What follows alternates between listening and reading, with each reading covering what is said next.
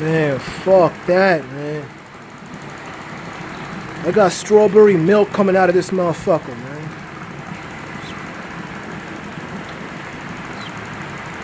Alright, hello guys, welcome to the Roaches to Ranches YouTube channel. Today we're going to talk about the Nightmare Cadillac, aka the strawberry milk machine caddy, okay? During the time when I took a little hiatus from making YouTube videos, I was down, things were not working out, everything was turning into a disaster. All these projects just going to shit. I had gotten rid of the King Ranch F-150 and I was looking for another project, okay? Something that can sort of like lighten things up, make it a lot better. Anyway, I looked up on Craigslist, I saw this Cadillac CTS 07. You guys know I like my Cadillacs, you know, 4-door car, nice little V6 in the front. You know, I prefer a V8, but you know, V8 cars are not in my budget. I see this thing up, the guy's asking $1,500. I go over there, he says the head gasket's blown. I go over there, the engine is locked up, it doesn't move, right?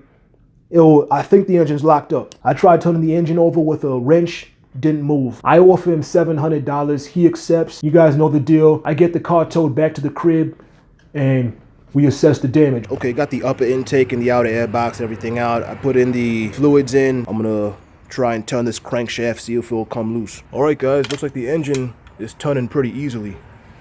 It's getting stuck at a certain point, and that's not compression, I can tell. Maybe I'm just gonna try working it back and forth, back and forth. Okay, there it is. So I just put a little more force into it and it broke past that point that it was stuck at before. Long story short, for the next 2 weeks or so, I try sort of fixing the engine the way it is. The engine wouldn't even move before, but when I take the engine apart, like now it's able to move perfectly. You know, some guy told me the valve was hitting or something, was hitting the piston, causing it to lock up. There was nothing wrong with the valves, nothing wrong with the valve train, pistons, everything was good. Even the bottom end, crankshaft, everything was good. When I get the engine put back together, it's knocking bad, okay? Bottom end knock, like I'm talking, I don't know what I did, how I screwed up, but I screwed up.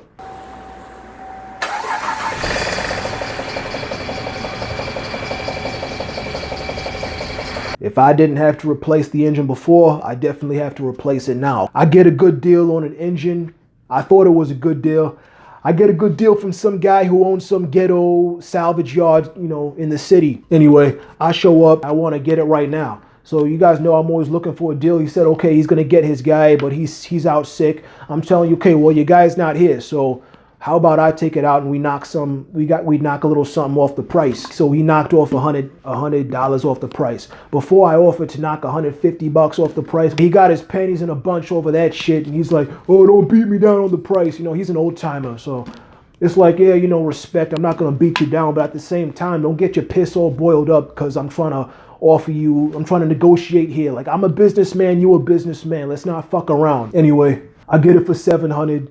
Take it out myself. It's raining hammers and nails and it's bad. I'm dirty. I'm on engine hoist over there. I'm trying to move it around into my vehicle. It was a disaster. Horrible. Anyway, I get it out, get it back to my place. I put the engine in the caddy. The engine ran, so good there. Finally, a bit closer to heaven, right?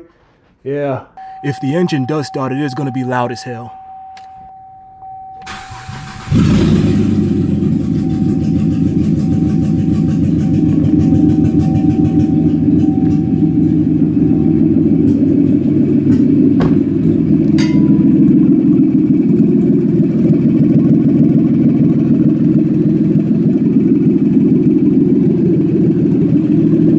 A bit closer to heaven, right? Well, I buttoned everything up. I set the car back on the ground, turn it on, shift it into gear, nothing. Shift it into reverse, nothing. The car doesn't move. The transmission's busted. It's making some clanging around where the torque converter is. Shit. The transmission's busted in some way. So I'm telling you, man, like, this car was really going to be something great. I thought I was going to make YouTube videos of it, you know, doing nice stuff, and it's going to be a daily, but now it's turning into like a bad fucking dream, you know, this whole situation. Like, it's a waste of time. You guys know how it is. I found a good deal on a transmission at some salvage yard, $200. The thing was good. I get my tranny out. It's actually not that hard to remove the rear-wheel drive tranny out of that Cadillac. So I get that out. I put the used one in. Finally, the engine is moving, the transmission works great, the wheels are turning, everything is good. Everything's dialed in, right? So I get the engine warmed up for the first time, like actually fully warmed up for the first time. The temp gauge goes up, up, up, over, keeps going all the way to the hot side, okay? It's fucking coolant leaking out. The coolant overflow tank is starting to bubble up and shit. You know, a little steam coming out the exhaust. You know, it's like the universe is telling me, fuck you. The head gasket was blown. So yeah, the guy sold me an engine with a blown head gasket. And I didn't realize until a little while later. You know, people like this guy are why I drink and smoke and angry at the world all the time. Looking outside, going outside, looking up in the sky, wondering what's wrong with the world. You know, I know I got my own problems. I got things wrong with me, but still, man.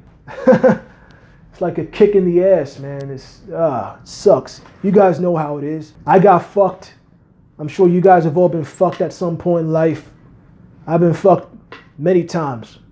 But you gotta do what you gotta do. You gotta do what it takes to get where you wanna get, be who you wanna be. At that point, I called it. I was about to start something that was gonna take up a lot of my time. No more cars, man. The reason you guys haven't been seeing a whole lot of YouTube videos is I've really like rolled back on the car side of me, you know. My problem is you don't really get to choose what you're interested in. Like me, like the car shit, like that mechanical, industrious shit, working with my hands.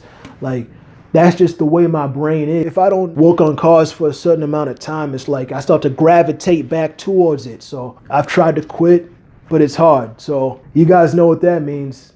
It's inevitable that I'm going to be coming back to cars and making YouTube videos for y'all. But as far as the Cadillac, I ended up just wrapping it all up. I sent it off to the auction. I ended up recouping about 1/3 of the money I put into it. It was a learning experience. So it is what it is, man. I had to cut my losses. This car shit, like over this, it's not just the Cadillac as well. It's not even just that Cadillac as well. Like with this whole car shit generally, this whole year, I've been posting a lot of the car stuff I've been doing on YouTube. I'm about to open up about my psyche regarding all that. It's like this car shit, all the problems, starting from the F-150 when I sent it into a wall at 50 miles an hour in February, all the way up until this fucking Cadillac, man. It's like a bad fucking conscience, you know? I don't know how else to explain it. So I took that as a sign and just rolled back from the cars for now. If you guys want to see some shit, you better like subscribe. Follow me on Instagram at Stack612 and y'all stay tuned, all right? Because I got some more stories for y'all.